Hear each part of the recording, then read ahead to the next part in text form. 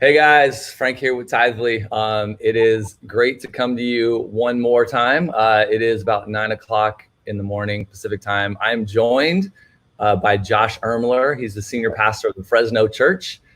Josh, it's great to have you with us today.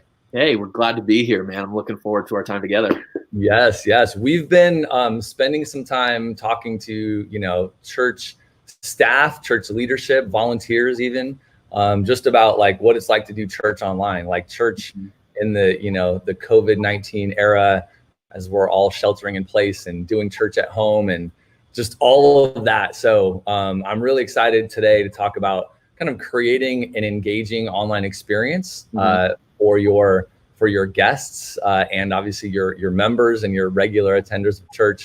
It's something you guys have been digging into a lot, and I know our audience, I've actually been thinking about it. Our church has been trying some stuff. So I'm particularly interested in this topic. So anyways, Josh, great to have you today. Man, we're looking forward to being here. And, I was excited when you sent me over some of these questions, what we're going to be talking through. I think it really aligns with a lot of kind of what our team's been thinking through and kind of where our mind's been going. And so I think it'll be a great conversation. Yeah, I love it. Why don't you tell the audience a little bit about yourself? Like, how'd you make it to Fresno? A little bit about your church, how you got into ministry, those kind of things. Yeah, of course, after seminary, I was one of those weird ones that jumped right into a lead pastorate position at 21 years old. So I've actually been a lead pastor now for 19 years. And so I'm 39 right now. So just right after I turned 21, I started that journey. And so I kind of got in it really young. I tell a lot of people that first church that I took, I feel so bad for them because I made mistakes, and it was rough. So I appreciate those folks letting me kind of cut my teeth on ministry. But since then, I moved up to Central California, Fresno, and have been here now for 13 years, took over a very traditional, conservative church. And so we've been through massive amounts of transition, revitalization. I was voted in by about 37 folks back in 2007. And over the years, we've seen just a lot of growth. We've seen a lot of transition. In fact, I like to tell folks, I don't know that there's a transition that we haven't made yet when it just comes to campuses, buildings, service philosophy, ministry philosophy. And now you've been through a pandemic. So you've crossed that off the bucket list, right? Oh yeah. Man, that's really cool. And like, wow, you've been at it for a while and you're still such a young dude. Yeah, no, it's fine. Hopefully we'll have things figured out fairly soon. I figured at this point, maybe, we have it all figured out, but I feel like right now what I have is I have all the good questions to ask, not necessarily all the answers yet, but I think I'm starting to figure out at least what the questions are. So that's a good place to be at. Yeah. The maturity, right? You get a little older, you have kids, you've been around for a little bit and you realize like, oh, I actually don't know it all. Yeah. I should start asking some others who have gone before me. Like you get more humble, I guess, as you get older. Yeah, absolutely. Life has a way, ministry has a way to really kind of put you through the ringer a little bit. And it puts you in a place where you're a lot more, teachable, and you can, I think, really even learn a lot faster as you're moving. So it's great. Yeah, very cool. Why don't you tell us a little bit about like the church network? I'm probably using the wrong word, but the network of church leaders that you've been bringing together, on sort of all kinds of different things. But give us a little insight there. Yeah, so I'm one of the co-founders of something called the Idea Network. Me and a buddy of mine, Josh Tice, founded this back in 2014. And basically, it was for pastors that were going through a lot of transition. So we took our story of just massive amounts of transition that we were going through and revitalization. And we found that there was kind of a community of guys that were going through similar things. And so we started a conference that had its perspective less about lecture based and, kind of keynotes and things like that. And we really developed a conference that was around conversations. So basically the entire thing is roundtable conversations where we're talking about kind of the most innovative things happening in church world, at the moment. And so that's kind of what makes it a little bit unique. So last year we had Tom Rayner come in and he hosted the conversations. We're excited here next year to have Carrie Newhoff come in. He's going to host the conversations for us. And so we have these live networks all around the country. And then, of course, we're doing online stuff where we provide coaching and masterminds and those types of things, specifically for guys that are really trying to take the next step in church health, specifically as it relates to, revitalization and transition and things. Yeah. No, it's very cool. I remember talking to you just about the whole thing and how you're bringing together church leaders from kind of all different walks of life and types of churches and different situations. And I thought that was really cool to create that community.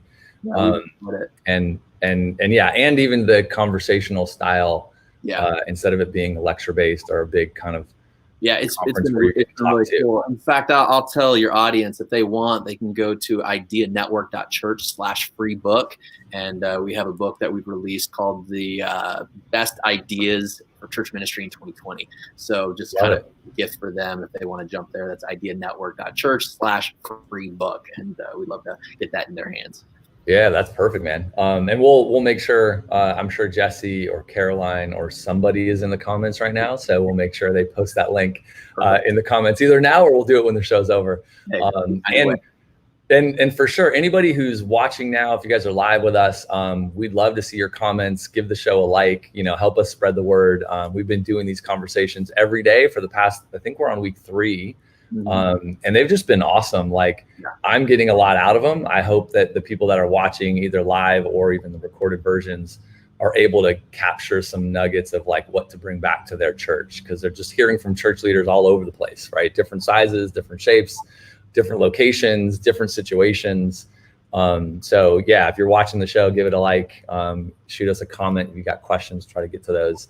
But we're going to dig in a little bit too, sort of how to drive engagement in this online church world. So Josh, what has that been like for you? Give us maybe give us a little bit of your experience of just going online and now doing church full online, and then what you've learned and where you're headed.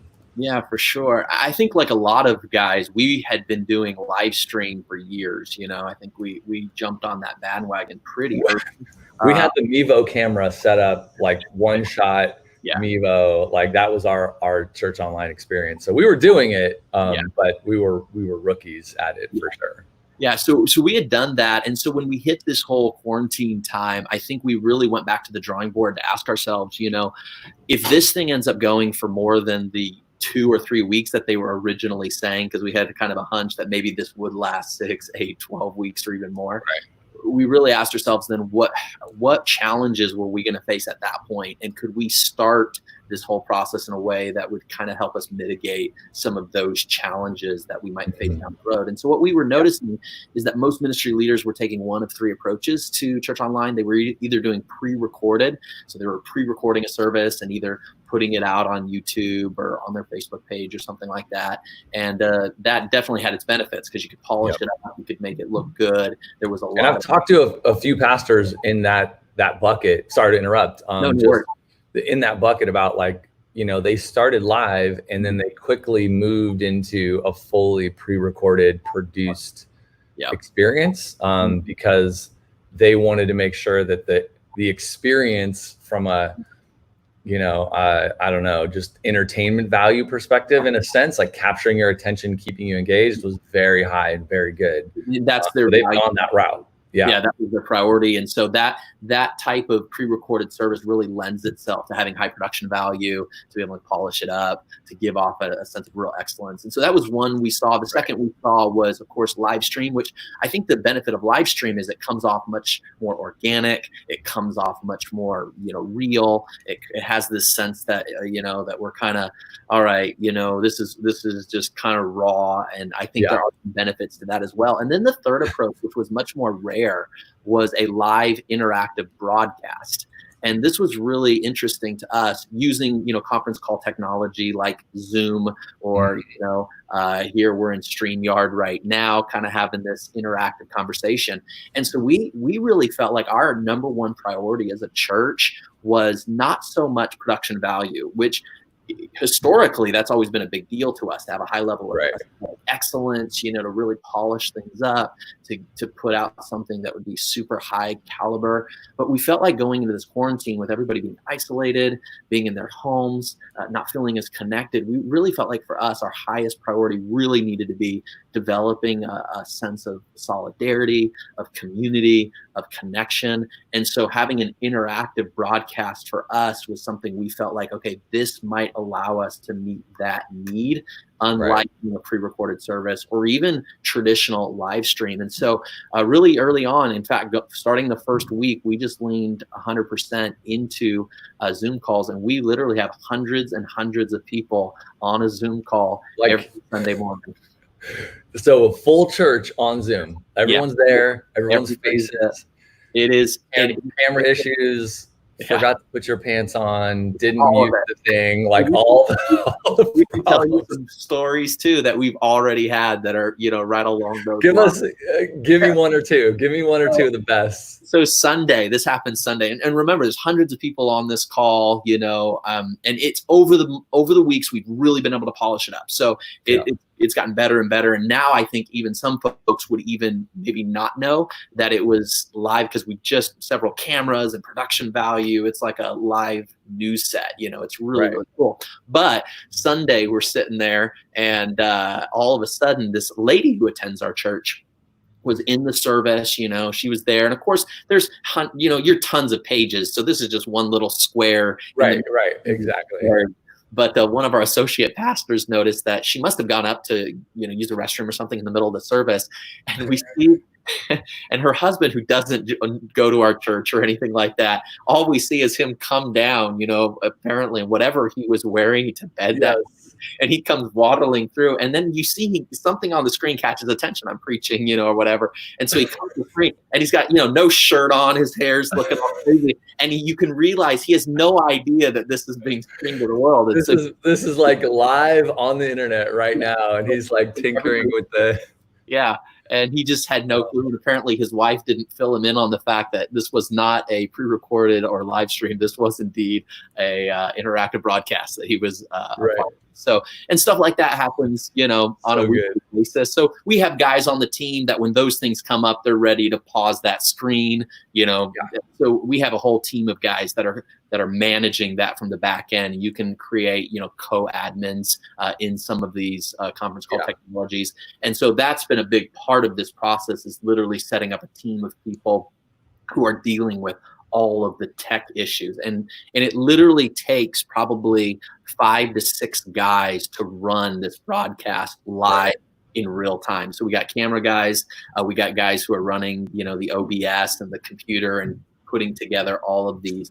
Are you all in different locations, or do you come into a building at all, or what's? No, well, that was part of it for us. And that was this sense of, we felt like part of creating a sense of solidarity. If we were in a building, we didn't want to give off the sense that our people were missing out. We wanted them to feel like, as leaders, we were in the same boat with them, that we were experiencing what they were experiencing, that we were feeling what they were feeling. And so we really felt like it was important for me to go live from my house and to just convey to them, hey, this is something all of us are part of. Not, hey, you're watching us, we're having the good time at church, and here you guys are. So I've talked to different pastors, and I know a lot of different guys land at different places on this, but that was our thought process in getting to where we got. I mean, I think a lot of it just comes down to, the church leadership, and you mentioned sort of priorities, and also maybe comfortability in different environments. And tech comfortability and, exactly. Comfortability with like change and doing something different. Like, all those things play into this. And every church is going to respond to it in kind of their unique way. Yeah. And some guys have the tech set up in their buildings, and it's like so difficult to try to get that tech, somewhere else, because there's literally tens of thousands of dollars to make the experience in their auditorium. So I totally get it. And you hit the nail on the head. It really comes down to what are your priorities, what are your values, and then what approach allows you to accomplish that priority and that value, the best. And so that's where we leaned into. And for us, I will say this, the really cool part of this is the fact that because we've moved them off of platforms like Facebook, they're not getting notifications all the time. Even people who are watching this right now, Facebook sends up a notification and says, "Hey, this chat yesterday." I was actually having this chat with a live stream company, and it's a great chat, great guys that know what they're doing, and that was their big point about doing church online in an experience. And we were talking about it, kind of having it hosted on your website, your church website, because then you get rid of the news feed and the ads and the notifications and everything else that comes along with YouTube or Facebook or Vimeo and those kind of things. So exactly. And I hear that. For us going to a conference call like Zoom, it made them a captive audience. And so I think the neatest part of this is we have seen no real drop in viewers over the last 8 weeks. We've been able to continue to get visitors to come in. And I think the coolest thing is our watch times are way higher than what we're seeing on Facebook. Like Facebook, the average watch time right now is just a little over 10 seconds. I know church watch times are a little bit more than that. But I think one of my concerns was after 6 or 7 weeks, all of a sudden people would be barely waking up. They'd be in their bed. They'd be flipping through. Oh, look, pastor's there online. As leaders, we have this idea of what church is going to look like for them there. And then reality is sometimes very different. And Zoom, go ahead.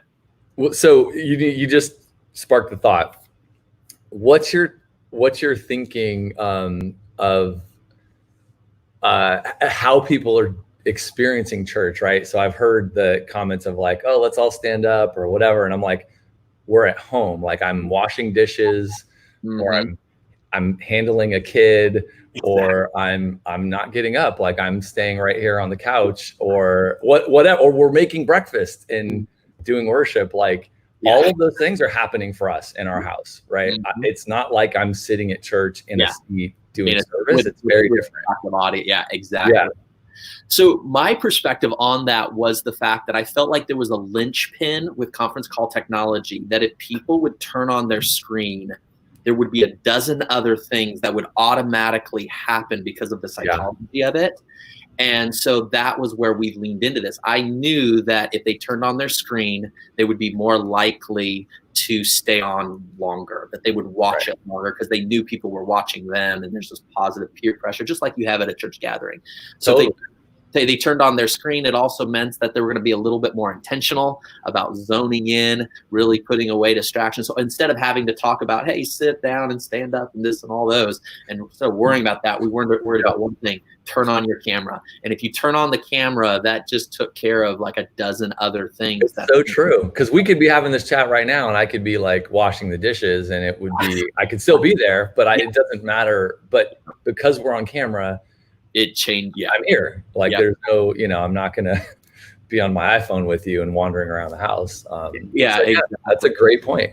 So that's one of there was a lot of reasons for us that we just felt like this approach was a really solid one to keep the intentionality of what church is, to keep that, even if you're a really casual church, you still have rituals that you go through in that casual church setting. They're still going to wake up and they're still going to get dressed and they're still going to drive there. There's this intentionality to it.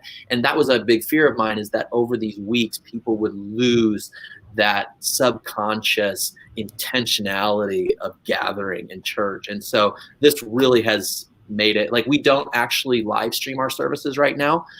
So you can only get, what I mean by that is you can't get to you can't just watch it later right now.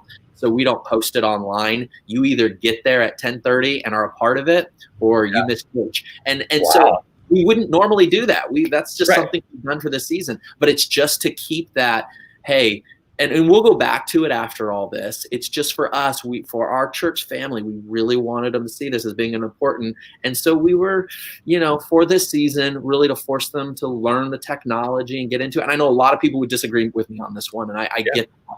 But we had so many people we were trying to train to use the conference call technology. We didn't want to give them easy outs. And so for 6 weeks, we just said, hey, this is how you get it. And if you want it, there's a part. And so what we've done recently now is we put the first 10 minutes and we stream it to all the different platforms. With the videos, some of the cool stuff, the interaction, they get a sense of what it is. And then we turn it off after 7 minutes with a link saying, hey, if you want to be a part of our service, join us. Yeah. Wow. I mean, again, I love it because I feel like churches are doing all kinds of different things. Mm-hmm. And every conversation I have, I feel like adds this new perspective. Like, I totally get it. Like, doing it on Zoom sounds a bit crazy. If you had a few hundred people there, certainly no mega church could pull that off. But like the normal size church, right? A few hundred people, mm-hmm. get on a Zoom. It's much more interactive. You see everyone's faces. And you kind of force people in a way to stay at church, like to be there, and their husband can be walking down the stairs in their PJs, but it's going down. So if you're watching us right now, I'd love for you to drop in the comments, how you guys are doing church. Are you doing it live stream? Are you doing it on Zoom? Are you, I don't know, listening to an audio podcast? Like, what's church like for you at your church? Drop us a comment, let us know, because it's fascinating to hear. You're the first one that I've talked to that's done full church on Zoom. I've had people do post-church, like fellowship on Zoom. I've had people do live stream with Zoom up on another computer. But you guys are doing full Zoom video. And I will say, for full disclosure, it's not like everybody's, mic is on. We offer it so that there are certain points in the service where we'll open it up for testimonies or we'll open it up for prayer requests. And so I was going to say, like, how are you doing the engagement part of it? So there's natural engagement by being on camera. I think that's an element of engagement for sure that we've hit on. What other ways are you doing engagement? Like for us this week, we just did the kind of concept of like where you have two hosts and they come on camera early. I think they were on 10 minutes before service started and kind of kicked the service off. And they're talking to people in the comments, and we're using YouTube right now. So they're in the YouTube comments and they're calling people out and creating conversation. And, it was really awesome. I thought interaction. That's huge. This interaction and this kind of conversational tone that was set by that. Like, I was really proud, right, of my church. And I felt really good, like, wow, this is cool. It's a new thing that works well in this environment. I don't know if you could do that at church, but like in person, but in this format, it works so well. So anyways, that's one thing that I think we've recently done on like trying to create that engagement aspect in our way. Like, what other things are you guys doing via Zoom? So we do the same thing before the service. And what we would do is we have a TV next to those folks who are doing it with everybody who's already logged in to the Zoom call. So as people are jumping on, they're seeing, look at all these other people. We'll put, I think, 60 people's faces that are waving. And so we're actually, and then I have another camera in front of me. I have another TV in front of me with all their faces that are mirroring what's on the side of me. So I'm talking to the people who are there, and they're talking. And our media team is actually highlighting and pinning their pictures. So it's pulling them up in a frame that would look like what we have here. We'll have a quick conversation about their dog, what's going on at home, how'd their week go. And some of it is symbolic. It's the fact that not everybody's going to interact, but everybody feels like they could interact. And that's really the key. It's not so much that everybody does or even everybody wants to, but everybody wants to be a part of something where they feel like they can. And I think that's what we tried to, develop a little bit there. So, we're doing that. We're starting there. And then we just really structure our services very differently than a typical Sunday morning physical gathering. And I think there's some wisdom in really asking yourself, this is a new platform. And so we have to come up with some new, methodologies for how we're going to move through it. So I think for us, a lot of things we're doing is we're constantly going to other people for everything. So if there's any scripture reading of any scripture, that's always being pushed off to somebody else. Every prayer time is being pushed off to somebody else in their home. Obviously times for, hey, who's got something, and we'll ask a question. What has God taught you in the quarantine this week? Why don't 2 or 3 of you guys just share what God's teaching you through this? And they'll use the digital hands, so. Right. And they're not pre-selected necessarily, but you're like live, kind of jump in. So more like small group. That's almost small group style, but done in a big church setting. In a big church setting. And to be honest, that's what you're trying to create a little bit. Yeah. Everything's moving. It's never just on one person for a long time. My sermon illustrations are less story narrative driven, and they are more interactive driven. So I used an illustration Sunday about, Michael Jordan, and so I said, hey, all you kids, run to your garages real quick. I want you to get a basketball. So it gives the kids a chance to jump up. They go to the garage room, grab a basketball. I want to show you, and so I'll bring one of the kids up, hey, we'll zoom in on so-and-so that I know well. And here's his basketball.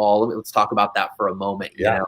And so, so that it's that type of stuff that even though you can't involve all, 400 or 500 people, like that's just not possible. We're getting so many people involved that the average person sitting there feels like, oh, I could very easily be involved if I chose to be. Right. And people who don't want to, don't have to. We never put anybody on the spot. But there is this sense of I'm a part of something that is, happening and real and organic and alive. And that's, I think, been a huge win for us, as a church family. Yeah, no, I love that, man. Super, super cool. Just for sake of time, we try to not have these go too long, but I could keep talking about this for a while because I just love how much you're experimenting and trying new things, and you're engaging it's really awesome. I hope the folks watching are really paying attention and pulling away some things, because I think you can apply this stuff even if you're not using video. You might think like, oh, I'm on Facebook, and so I'm going to say, hey kids, go grab your basketball and come back and let us know in the comments, right? Absolutely. There's ways that you can do this stuff and create engagement even not on video, or maybe you use video for portions or whatever. So or even a tool like this where you could call people in. You'd have to script that, but like you could pull off engagement, and I think it means a lot in this format. So maybe in wrapping up, can we talk about giving for a second? Yeah, let's do it. If you don't mind. What have you seen at your church? Obviously, we help almost 25,000 churches with their online giving, and so we've seen a lot of pretty incredible things. I'd love to know how it's going at your church, what you've seen, any interesting things other than people going online like I. For sure, of course. And we have loved working with TITHE.LY. We're actually newer to your guys' platform as of this year, and we started back in January, kind of made the official switch over from PushPay. It's been really, really good for us. I will say this. You guys recommended in January for us to do a big campaign to push people into TITHE.LY and do some of that. Because of the way that, our schedule was going, we didn't probably do as big of a campaign as we should have. However, when this COVID-19 quarantine hit, you had to do a campaign. There was no campaign. So we went full blown into it. And honestly, and this is tough, this is crazy, but we are actually doing better now with that campaign in place than we had been doing back in February. And so to some degree, our finances are even doing better than they were. And I think the reason for that is we had more people jumping online, more people, doing recurring giving and things like that than we had seen previously. And so the platform makes it incredibly easy to use. So what we've been doing is each week we're doing a different giving talk. And so we taught our folks this week about text to give. So each week we were literally sharing the screen with the church family so they could see us, making a gift or set up recurring giving. And then this week we did text to give, and we're just teaching them. And then some people don't do this. I don't know how pastors would feel about it. We actually take 90 seconds and pause this live service for everybody to grab their phones and give. And you're like, pull out your phone and do your thing right now. And so I get on there, I pull up the TITHE.LY app, I'm jumping in there, I'm giving to this fund, giving to that fund. I take 90 seconds, I literally give right there, and they're watching me and everybody else. And then some people are just looking awkward, but hey, it's all part of it. And they're like camera off. Exactly. And so, and we've done that. And we have been pleasantly surprised, I will say, on where we're at with that. And I think majority of it, and what we're hoping is that the recurring giving that we've got setting up will continue on even after all this is over, and we're stronger because of it. So it's absolutely. Yeah, I think you guys are smart, right? Like continuing to talk about giving. I love taking a moment in service to give people that time to give, remind them to give. For some people it is literally how they're worshiping. It's kind of part of their experience. So there's all kinds of dynamics at play. I also love, and obviously we recommend it because this is what we do as a company, but I just think it makes practical sense too, like talking about recurring giving as an option, especially as you have all these new people coming to online giving that probably weren't prior to this. So let them know it's there, let them know it's an option, and keep going. And I think in this season, the way you kind of keep it appropriate is our giving talks are always couched with, here's what we did in the community this week with the funds. So we tell a story every week about, this week, like last week, we literally gave out hundreds and hundreds of pizzas to people in our community, and we paid for it, and we're giving those out. And so just went to a local pizza place. I love that. It's like go do something, and you're like, we just partnered with a local pizza shop and we're giving out pizzas. Guess what? People aren't going to get pizza, so you're helping the business. You're using the money. Obviously you have to use the money to run the church too, but it's like it's part of your outreach. Totally. And then you tell the story and you tie it to your giving. But it wasn't like a major thing. It was a pretty it wouldn't take a lot to pull that off for any really churches. Any church, especially if you partner with somebody. We had a company that said, hey, for every 5 you give away, we'll give away 1 and something. Yeah. And so you work out a deal. But that way, every week we're trying to do something in the community that we're investing financially into, that then we talk about during the giving talk. And so that just really helps people have a way to kind of attach it to something, more tangible than just, we're continuing to pay our, building payment, even though we're not meeting in it, which is a real thing, but, it's not as inspiring. It's not as inspiring. No, that's a great idea. If you're watching, please take that idea and steal it and go do something with it, because that's a great idea. Partner with a local business, do something, feed people, and the church gets to participate in that. Super cool. Well, Josh, this has been great, man. Thank you for joining us. Where can folks go if on Sunday they want to check out your live experience? What should they do? It's fresnochurch.com/live. If they go there, it will take them straight to the service. fresnochurch.com/live. Love it. Well, thanks for joining us, man. If you tuned in today, thanks for joining us live. If you watched the recording, give the show a like, leave us a comment. We always jump back in and check this stuff out. And we've been coming live every day at 9 a.m. Pacific. So it's Tuesday. We'll be back on Wednesday, and we'll see you guys tomorrow. All right. Take care. Thanks again, Frank. Appreciate it. Yep. See you, Josh.